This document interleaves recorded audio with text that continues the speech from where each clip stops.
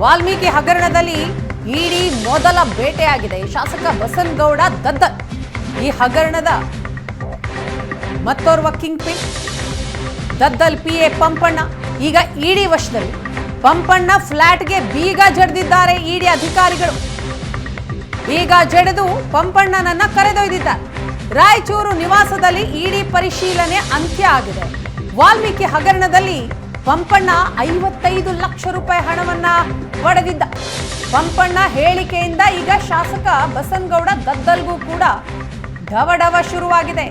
ದದ್ದಲ್ ಮನೆಗೆ ಕರೆದುಕೊಂಡು ಬಂದಂತಹ ಇಡಿ ಅಧಿಕಾರಿಗಳು ಪಂಪಣ್ಣನನ್ನ ದದ್ದಲ್ ಮನೆಗೆ ಕರೆದುಕೊಂಡು ಬಂದ್ರು. ಪಂಪಣ್ಣ ಮನೆಯಿಂದ ಸ್ಕ್ಯಾನರ್, ಪ್ರಿಂಟರ್ ಎಲ್ಲವನ್ನೂ ಕೂಡ ವಶಕ್ಕೆ ಪಡೆದಿದ್ದಾರೆ.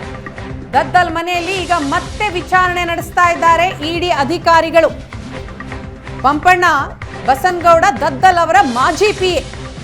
ಯಾವಾಗ ಈ ಹಗರಣ ಬೆಳಕಿಗೆ ಬರುತ್ತೋ ಆಗ ತಮ್ಮ ಪಿಎ ಸ್ಥಾನಕ್ಕೆ ರಾಜೀನಾಮೆ ಕೊಡ್ತಾರೆ. ಪಿಎ ಸ್ಥಾನವನ್ನು ತ್ಯಜಿಸಿ ಈ ಹಗರಣದಿಂದ ಹೇಗಾದರೂ ಮಾಡಿ ಬಚಾವಾಗಬೇಕು ಅಂತ ಖತರ್ನಾಕ್ ಪ್ಲಾನ್ ಕೂಡ ಮಾಡಿದ್ರು ಪಂಪಣ್ಣ.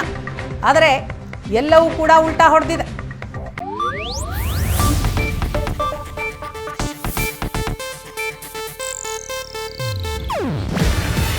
ಇದು ಏಷ್ಯಾನೆಟ್ ನ್ಯೂಸ್ ನೆಟ್ವರ್ಕ್ ಪ್ರಸ್ತುತಿ.